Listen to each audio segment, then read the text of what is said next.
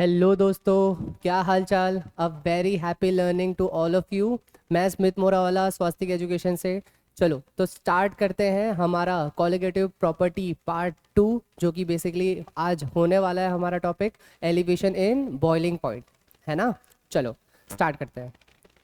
Okay, तो हमारी second colligative property है। कॉलिगेटिव प्रॉपर्टीज हम लोग ने जस्ट पिछले क्लास में ही बताई थी। क्या होती है colligative property? Colligative property basically ऐसी प्रॉपर्टीज हैं सॉल्यूशन की जो किस पे डिपेंड करती है? अमाउंट ऑफ सॉल्यूट पे डिपेंड करती है ना। ठीक, चलो स्टार्ट करते हैं। सबसे पहले ये जानते हैं कि बॉइलिंग टेम्परेचर ऑफ लिक्विड होता क्या है। पहले हम लोग को बचपन में ये पढ़ाया जाता था कि हम लोग कोई भी सॉल्यूशन, कोई भी लिक्विड को तब तक बॉईल करना है जब तक उसमें बबल्स फॉर्म नहीं हो जाते, तो वही बॉइलिंग टेम्परेचर हो जाता है ना। या फिर हमें रटवा दिया जाता था कि कोई पर्टिकुलर लिक्विड है, जैसे कि वाटर है, वाटर का बॉइलिंग टेम्परेचर कितना है? 100 डिग्री सेल्सियस है ना। कोई इथेनॉल है ना। इथेनॉल का बॉइलिंग टेम्परेचर कितना है? 78.15 डिग्री सेल्सियस है। पर हमारी जो हायर स्टैंडर्ड है उसकी बॉइलिंग टेम्परेचर की डेफिनेशन क्या है, एक बार देख लेते हैं।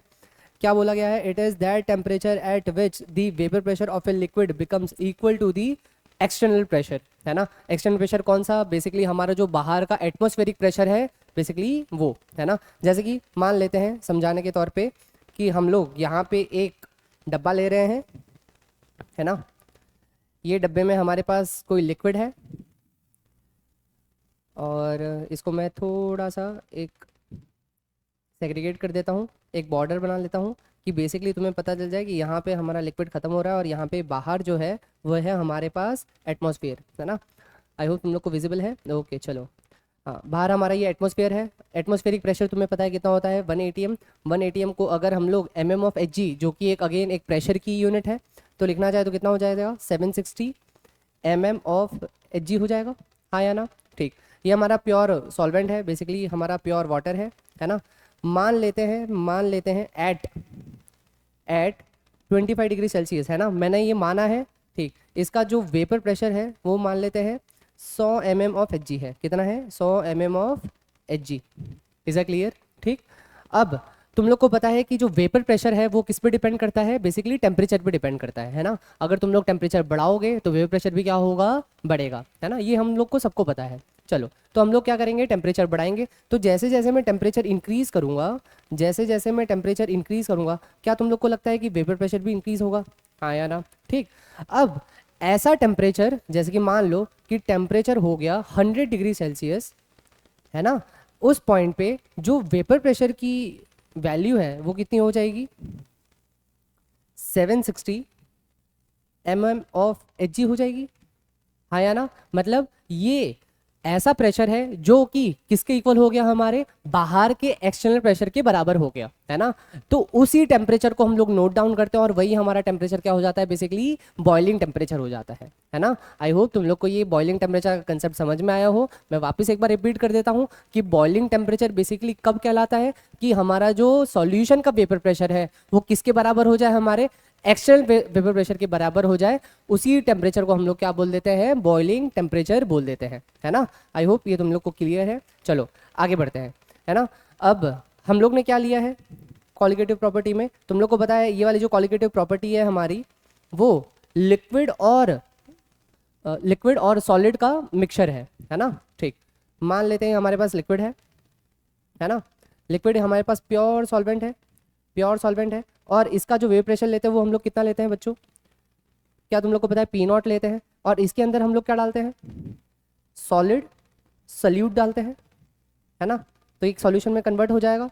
जैसे ही हम लोग ने एक सॉलिड सल्यूट डाला, क्या ये एक सॉल्यूशन में कन्वर्ट हो जाएगा? है ना। ठीक, अब ये एक सॉल्यूशन बन गया, है ना। और इसका जो वेव प्रेशर है वो P0 नहीं रहेगा, क्या रहेगा? PS। ये हम सबको पता है, लास्ट वीडियो लेक्चर में हम लोग ने कवर किया था कि P0 और PS क्या है। और तुम लोग को पता है कि जैसे ही हम लोग कोई सॉलिड सॉल्यूट डालते हैं तो जो वेपर प्रेशर होता है वो बेसिकली क्या हो जाता है? कम हो जाता है ना। ठीक, अब सुनो, इसको समझाने के एक तरीका एक और है। एक तो मैं तुम लोग को ग्राफ से समझाऊंगा, जो कि हम लोग की एनसीईआरटी वाली मेथड है ना, जो एनसीईआरटी ने दिया गया है, मैं वैसे समझाऊंगा। और एक हम लोग एक वेपर प्रेशर वाली एग्जांपल से समझेंगे, है ना। समझो, जैसे कि मान लो इसका वेपर प्रेशर अभी के लिए एट 25 डिग्री सेल्सियस ही मैं ले रहा हूँ, है ना। मतलब टेम्परेचर अभी को मैं कांस्टेंट रख रहा हूँ दोनों ही केस में, तो वेपर प्रेशर मान लेते हैं अगेन इसका 100 mm ऑफ Hg है। Is a clear? जब मैंने इसके अंदर सॉलिड सॉल्यूट डाला, क्या इसका वेपर प्रेशर उतना ही रहेगा या कम हो जाएगा? ऑब्वियसली बात है कम हो जाएगा, है ना। तो देखो मान लेते हैं कि इसका वेपर प्रेशर कम होके हो गया, मान लेते हैं 70 mm ऑफ Hg हो गया। Is that clear? ठीक। अब देखो बाहर का प्रेशर कितना है, बाहर का प्रेशर हम लोग को पता है 1 atm, 1 atm बराबर कितना, 760 mm ऑफ Hg है ना। इसका मतलब इसको भी जब बॉयल होना है तो ये कितने पे बॉयल होगा, 760 mm ऑफ Hg पे बॉयल होगा, है ना। जब इसकी वेपर प्रेशर की वैल्यू कितनी हो जाए, 760 mm ऑफ Hg हो जाए। ये भी कब बॉयल होगा, जब इसकी वेपर प्रेशर की वैल्यू भी कितनी हो जाए, 760 mm ऑफ Hg। अब तुम लोग देखो जो डिफरेंस है, जो बेसिकली डिफरेंस है, ये 100 से 760 जा रहा है, ये किससे जा रहा है, 70 से 760 जा रहा है ना। तो ऑब्वियस सी बात है टेम्परेचर किस में ज्यादा बढ़ाना पड़ेगा। अब ये बहुत ज्यादा ऑब्वियस हो गया कि इसमें जो टेम्परेचर लगेगा वो ज्यादा लगेगा as compare to this. Is that clear? पक्का? ठीक। एज कंपेयर टू हमारा जो प्योर सॉल्वेंट है उससे, है ना। चलो अब ग्राफ की मदद से समझ लें जो हमारी एनसीईआरटी ने दिया है। देखो एनसीईआरटी ने क्या दिया है, एनसीईआरटी ने बेसिकली हम लोग को एक ग्राफ प्लॉट करने को दिया, बेसिकली वेपर प्रेशर और टेम्परेचर, है ना। ठीक। देखो सबसे पहले हम लोग कोई प्योर सॉल्वेंट का एक वेपर प्रेशर मान लेते हैं, हम लोग एक्सपेरिमेंटल डेटा ही निकालेंगे, है ना। तो ये मान लेते हैं कि एक्सपेरिमेंटली हमारा कुछ ग्राफ ऐसा आया। Is that clear? ठीक। इसको मैं यहाँ तक एक्सटेंड कर लेता हूँ, ठीक है, डन है ना। मान लेते हैं कि ये वाली जो वैल्यू है ये बेसिकली 760 mm ऑफ Hg है ना। मान लेते हैं कि वेपर प्रेशर हम लोग ने किस में लिया है, mm ऑफ Hg में ही कंसिडर कर रहे हैं, या फिर तुम लोग 1 atm भी ले सकते हो। ठीक। अब तुम लोग को पता है कि ये बेसिकली ये किसका हो गया, ये हो गया हमारा प्योर सॉल्वेंट का, है ना। अब तुम लोग को पता है अगर मैं कोई सॉलिड सॉल्यूट डालता हूँ तो इसका वेपर प्रेशर क्या होगा, कम होगा। तो ऑब्वियस ही बात है जो ग्राफ आएगा, क्या वो ग्राफ इसके ऊपर आएगा या फिर इसके नीचे आएगा? ऑब्वियस ही बात है इसका ग्राफ आएगा इसके नीचे आएगा, है ना। ठीक। तो देखो अगर मैं एक सॉल्यूशन का ग्राफ बनाऊं तो उसका ग्राफ कुछ ऐसा आएगा, हाँ या ना। ठीक। ये किसका ग्राफ है, बेसिकली हमारे सॉल्यूशन का ग्राफ हो गया, है ना। ठीक। देखो अगर मैं इसको नीचे नीचे लेते हुए आऊँ सीधा सीधा, अगर मैं इसको सीधा सीधा सीधा सीधा नीचे लेते हुए आऊँ तो ये हमारा क्या हो जाएगा, बेसिकली TB नॉट, है ना, जो कि हमारा प्योर सॉल्वेंट का एक बॉइलिंग टेम्परेचर है। और इसको अगर मैं नीचे लेते लेते आऊँ, है ना, तो इसको हम लोग क्या कहेंगे, TB। अब तुम लोग देख सकते हो TB नॉट, TB नॉट क्या है, बेसिकली TB नॉट है boiling temperature, boiling temperature, boiling temperature of pure solvent, हाँ या ना। ठीक है ना। और TB क्या है हमारे पास, TB है basically boiling temperature, boiling temperature of solution, है ना। इसमें कोई डाउट है नहीं? देखो अब तुम लोग बोलो कि सर आप लोग आपने यहाँ तक ही क्यों लाया, क्योंकि देखो बेटा बाहर का एक्सटर्नल प्रेशर कितना है, 1 atm 760 mm ऑफ Hg है, तो हम लोग को उतना ही वेव प्रेशर लाना है कि जितना एक्सटर्नल प्रेशर से वो इक्वल हो जाए, है ना। उसीलिए मैंने यहाँ पे आके हमारी गाड़ी रोक दी है ना। चलो आगे बढ़े। ठीक सुनो, अब ये जो गैप है, ये जो गैप है TB नॉट से TB, अब तुम लोग को पता है TB ज़्यादा है as compare to TB not. अब इसका जो भी डिफरेंस है उसको हम लोग क्या बोलेंगे, डेल्टा TB बोलेंगे। और अगर डेल्टा TB तुमसे पूछा जाए, बेसिकली चेंज इन टेम्परेचर पूछा जाए, तो क्या हो जाएगा वो TB माइनस TB नॉट, है ना। आसान है। ठीक। एक और चीज़ फ्रॉम एक्सपेरिमेंट, और तुम्हें पता है कि TB यहाँ पे मैं लिख देता हूँ, TB ज़्यादा है as compare to TB not, है ना। तो जो हमारा डेल्टा TB आएगा वो किस में आना चाहिए, बेसिकली पॉजिटिव में आना चाहिए, है ना। और एक और चीज़ कि सर यहाँ पे हम लोग को जो टेम्परेचर है वो केल्विन में लेना है या फिर डिग्री सेल्सियस में लेना है, तो मैं बोलूँगा बच्चों तुम लोग दोनों में ही ले सकते हो, तुम्हारे दोनों में ही जो आंसर है वो क्या आएगा, सेम आएगा, है ना। सेम कैसा आएगा, जैसे कि मान लो यहाँ पे मैं तुम लोग को समझा देता हूँ कि 10 डिग्री सेल्सियस है, उसको मैं बढ़ा रहा हूँ 20 डिग्री सेल्सियस है ना। तो तुम लोग बोलोगे सर डिफरेंस कितने का है, तो डिफरेंस कितने का हो गया, 10 डिग्री सेल्सियस का हो गया डिफरेंस, है ना। इसी को अगर मैं केल्विन में कन्वर्ट करूँ, केल्विन में कितना हो जाएगा, ये 283 केल्विन, और ये कितना हो जाएगा 293 केल्विन, हाँ या ना। अगेन चेंज कितने का आया, चेंज आया 10 केल्विन का। तो अगेन चेंज इन टेम्परेचर है, तो या तो तुम लोग केल्विन में लो या तो डिग्री सेल्सियस में लो, उसको हम लोग को कन्वर्ट नहीं करना है, तुम लोग एज इट इज प्रोसीड कर सकते हो। इज दैट क्लियर, है ना? इसमें हम लोग को कोई भी केल्विन में कन्वर्जन करने की ज़रूरत नहीं है, प्लीज़ इसका ध्यान रखना, है ना? क्योंकि ये चेंज इन टेम्परेचर है, हम लोग करंट टेम्परेचर की बात नहीं कर रहे हैं, हम लोग किसकी बात कर रहे हैं, चेंज इन टेम्परेचर की बात कर रहे हैं, है ना? चलो आगे बढ़ते हैं। Okay, from experiment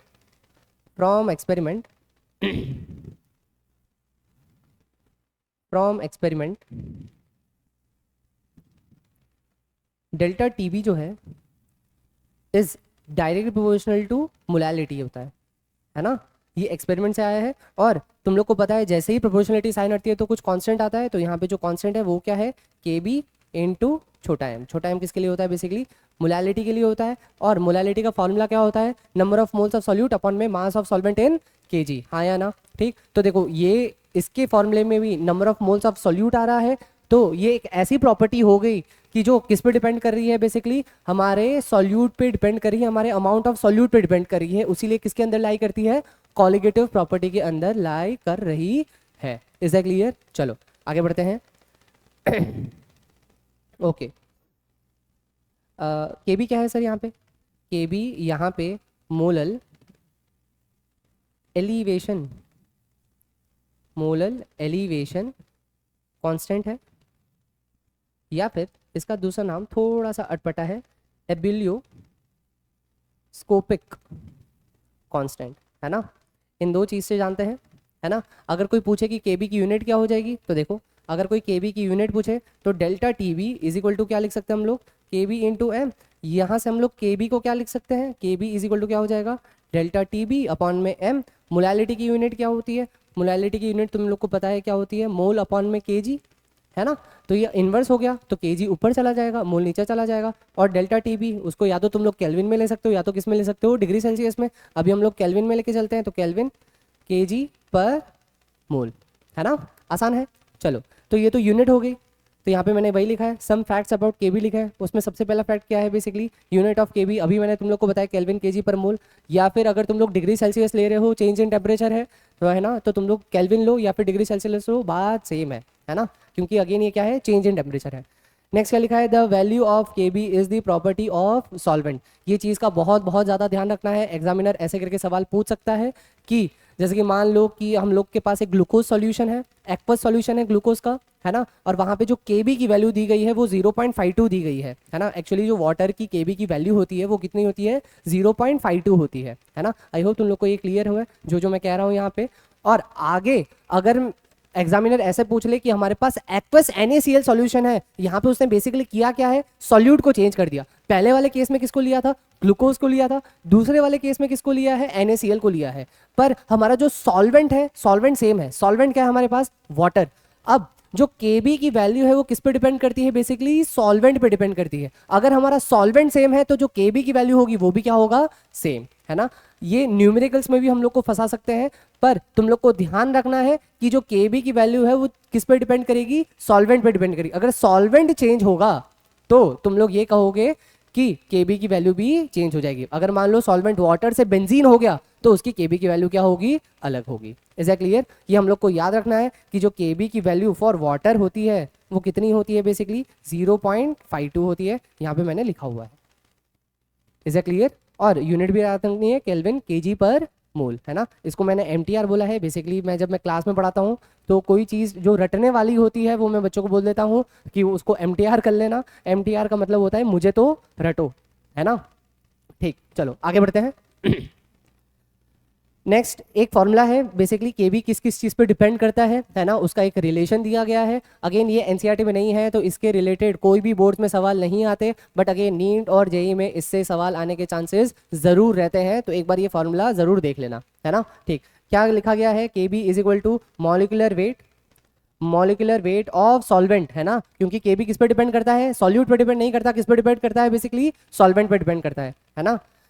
molecular weight of solvent into R into TB not का स्क्वायर। अपॉन में 1000 into delta H vaporization. Sir delta H क्या है? डेल्टा एच तुम लोग ने थर्मोडाइनमिक्स में पढ़ा होगा, it is change in enthalpy, है ना, बेसिकली एक तरीके की वो एनर्जी ही है ना। बस यहाँ पे किसकी एनर्जी दी गई है? वेपराइजेशन की, है ना, क्योंकि बॉइलिंग टेम्परेचर में बेसिकली हो क्या रहा है? वेपराइजेशन ही तो हो रहा है ना। तुम लोग ये कह सकते हो कि लेटेंट हीट ऑफ फ्यूजन हो रहा है ना, basically sorry latent heat of vaporization हो रहा है ना, क्योंकि हमारा बॉइलिंग टेम्परेचर बेसिकली कब मेंशन करते हैं? जब लिक्विड किस में कन्वर्ट हो जाता है? गैस में कन्वर्ट हो जाता है ना। यहाँ पे मैंने लिखा गया है आर हमारा गैस कांस्टेंट है। सर आर की वैल्यू क्या लेनी है? वो टोटली डिपेंड करेगी हमारे डेल्टा एच की यूनिट पे, है ना। अगर डेल्टा एच जो कि एनर्जी की यूनिट है अगर जूल में दी गई है तो हम लोग को क्या यूज करना है? 8.314 यूज करना है। अगर डेल्टा एच हम लोग को कैलोरीज में दिया गया है तो हम लोग को आर की वैल्यू क्या लेनी है? बेसिकली 2 कैलोरी लेनी है। Is that clear? ओके चलो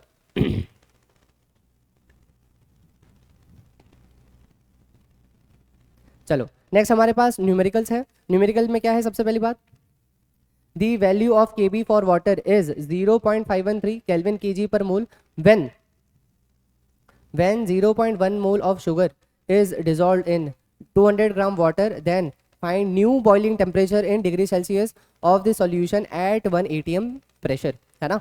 चलो सॉल्व करते हैं इसको, काफी आसान क्वेश्चन है। सबसे पहले इक्वेशन लिख लो। इक्वेशन क्या है अपने पास? Delta T B is equal to K B into छोटा एम। सबसे पहले छोटा एम निकाल लो। छोटा एम क्या होता है? Number of moles of solute upon में mass of solvent in kg. Number of moles of solute कितना दिया गया है? यहाँ पे दिया गया है 0.1, ये रहा, डिवाइडेड बाई अपन को मास ऑफ सॉल्वेंट कितना दिया है? 200 ग्राम। 200 ग्राम बेसिकली 0.2 हो गया, तो ये बेसिकली कितना हो गया? हाफ। तो डेल्टा टी बी यहाँ से कितना आ जाएगा? के बी की वैल्यू कितनी दी गई है? 0.513। बट सर आपने तो बोला था 0.52 लेना है। बट देखो जो क्वेश्चन में दिया जाए, जो वैल्यू दी जाए उसी से ही तुम लोग प्रोसीड करोगे। अगर नहीं दी जाती कोई वैल्यू तो तुम लोग 0.52 से प्रोसीड कर सकते हो। मोस्ट ऑफ द क्वेश्चन में 0.52 होता है, किसी किसी क्वेश्चन में थोड़ा बहुत आसपास हो सकता है ना। बट जो क्वेश्चन में वैल्यू दी जाए उसी से ही प्रोसीड करना, है ना। ये मेन जेई नीट और अगेन बोर्ड्स के लिए भी है, क्योंकि जो ऑप्शंस रहेंगे, है ना, उसके जो आंसर्स रहेंगे वो उसी से ही रिलेटेड रहेंगे जो ऊपर क्वेश्चन में वैल्यूज दी गई है ना। चलो के बी कितना है? के बी हो जाएगा 0.513 इंटू हाफ, है ना। इसको करो, कितना आ जाएगा? ये 0.2565 आ जाएगा, है ना, 256 आ जाएगा ऑलमोस्ट। ठीक है, किस में आ गया? मान लेते हैं डिग्री सेल्सियस में आ गया, है ना। अगेन मैंने तुम लोग को बोला तुम लोग किसी में भी ले सकते हो, डिग्री सेल्सियस में भी ले सकते हो और किस में ले सकते हो? केल्विन में। यहाँ पे पूछा किस में है? इन डिग्री सेल्सियस पूछा है, तो मैंने किससे प्रोसीड किया है? बेसिकली डिग्री सेल्सियस लिख दिया, है ना। अब देखो यहाँ पे डेल्टा टी भी नहीं पूछा, यहाँ पे पूछा गया है, उस पर ध्यान दो। Find the new boiling temperature of the solution. नया बॉइलिंग टेम्परेचर पूछा गया है ना। अब देखो ये बहुत ज़्यादा ऑब्वियस है कि चेंज इन टेम्परेचर कितना दिया गया है? चेंज इन टेम्परेचर कितना दिया गया है? 0.256 अभी हमने निकाला, है ना। तो नया बॉइलिंग टेम्परेचर कितना होगा? बोलो मेरे भाई। नया बॉइलिंग टेम्परेचर जो कि हम लोग टीबी की तरफ से जानते थे, टीबी इज इक्वल टू कितना हो जाएगा? तो तुम लोग लिखोगे 0 degree Celsius plus 0.256 degree Celsius. कितना हो जाएगा ये? 100.256 डिग्री सेल्सियस, है ना। Is that clear? चलो आगे बढ़ते हैं। अब इसमें बस एक चीज़ का ध्यान रखना कि बहुत सारे बच्चे क्या करते हैं कि डेल्टा टीबी निकाल के आ जाते हैं, है ना, फिर आगे प्रोसीड नहीं करते। इसमें बेसिकली ध्यान रखना कि हम लोग को सॉल्यूशन का जब भी बॉइलिंग टेम्परेचर पूछा जाए तो हम लोग को ऐड करना नहीं भूलना है। Is that clear? चलो ओके, चलो स्क्रीन दिख रही है ना। ओके चलो, अगर किसी को डाउट है तो मैंने कुछ नहीं किया बच्चों। यहाँ पे delta T B is equal to क्या था? T B minus T B not था, है ना। टी बी नॉट क्या था? हमारा प्योर सॉल्वेंट का बॉइलिंग टेम्परेचर था। अगर हमारे पास डेल्टा टी बी आ गया और डेल्टा टी बी निकालना है बेसिकली, तो क्या लिख सकते हैं? T B is equal to क्या लिख सकते हैं? Delta T B plus T B not, है ना। अगर तुम लोग को वैसे नहीं समझ में आया, कॉमन सेंस से समझ में नहीं आया है, तो तुम लोग फॉर्मूले की मदद से, बेसिकली मैथ्स की मदद से भी कर सकते हो, है ना। चलो आगे बढ़ते हैं। ओके नेक्स्ट क्या है? 0.15 gram of a substance is dissolve in 15 gram of solvent boiled at a temperature. Okay, हमें सॉल्वेंट नहीं दिया गया है कि सॉल्वेंट क्या था, ठीक है ना। Okay, by 0 point is temperature higher than 0.216 degree Celsius then that of pure solvent. Find molecular weight of substance. K B कितना दिया हुआ है? 2.16 दिया हुआ है ना। ओके चलो, तो एक काम करते हैं, क्या पूछा गया है यहाँ पे, मॉलिकुलर वेट। मैं तुम लोग को बता चुका हूँ हमारी ड्रिल क्या है। सबसे पहले तुम लोग को खुद क्वेश्चन सॉल्व करना है ना। तुम लोग को अगर नहीं बन रहा है तो फिर तुम लोग को आके मेरा सॉल्यूशन देखना है ना। चलो, और तुम लोग को ट्रिक तो पता ही है, जब भी मॉलिकुलर वेट आए या फिर मास पूछा जाए तो एग्जामिनर क्या चाहता है तुमसे, नंबर ऑफ मोल्स निकालना जानता है ना। ठीक, चलो, तो delta T B is equal to क्या हो जाएगा, के बी इंटू एम हो जाएगा, हाँ या ना। डेल्टा टी बी बराबर क्या हो गया, डेल्टा टी बी दिया हुआ है ना, कितना दिया हुआ है 0.216।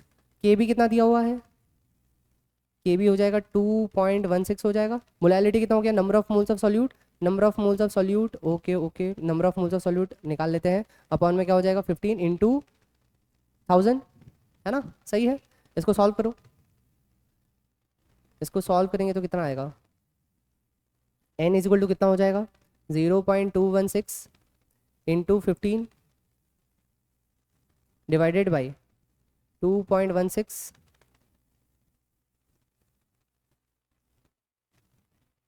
0.216, ठीक है, इंटू 1000, है ना। इसी को सॉल्व करो, सॉल्व करते हैं कितना आता है देख लेते हैं। 0.216 इंटू 15 इज इक्वल टू कितना हो गया, ये 3.24 हो गया, डिवाइडेड बाई नीचे कितना हो जाएगा 2.16 इंटू 1000, ओके, नीचे कितना हो गया 2160, 3.24 डिवाइडेड बाई 2160 विच इज 1.5 या फिर 0.015, है ना। इतने मोल्स हो गए। अब मोल्स आगे, मोल्स का फॉर्मूला क्या होता है, गिवन मास अपन में मोलर मास, ठीक है। तो कर लेते हैं, n इज इक्वल टू कितना हो जाएगा, n तो आ गया हमारा 0.0015 आ गया, is equal to given mass, given mass कितना दिया हुआ है 0.15 ही दिया हुआ है, डिवाइडेड बाय हमारे पास मॉलिकुलर वेट, है ना। तो molecular weight is equal to कितना हो जाएगा 0.15 डिवाइडेड बाई 0.0015। इसको जब तुम लोग सॉल्व करोगे तो कितना आ जाएगा 100 ग्राम आ जाएगा, है ना। तो हमारे पास आंसर कितना आ गया 100, ठीक है ना। थोड़ी कैलकुलेशन लेंदी हो सकती है, बट अगेन मैं तुम लोग को कहता हूँ कि अगर फिजिकल केमिस्ट्री में तुम लोग बार बार न्यूमेरिकल की प्रैक्टिस करोगे तो कैलकुलेशन तुम्हारे लिए भी हैंडी हो जाएगी, है ना, काफ़ी, ठीक। चलो, ये एक क्वेश्चन है, ये तुम लोग को खुद ट्राई करना है ना, ठीक है। अगर तुम लोग को जो भी डाउट्स आए, अगर ये इस क्वेश्चन में डाउट है कि सर कैसे करना है, तो अगेन कमेंट सेक्शन ओपन है, वहाँ पे कमेंट सेक्शन में कर देना, हम लोग वहाँ पे सॉल्यूशन प्रोवाइड कर देंगे, ओके। तो इसी के साथ हमारी सेकंड कॉलिगेटिव प्रॉपर्टी खत्म होती है ना। आई होप तुम लोग को ये लेक्चर समझ में आया हो और इससे कुछ नया सीखने को मिला हो। Till then a very happy learning.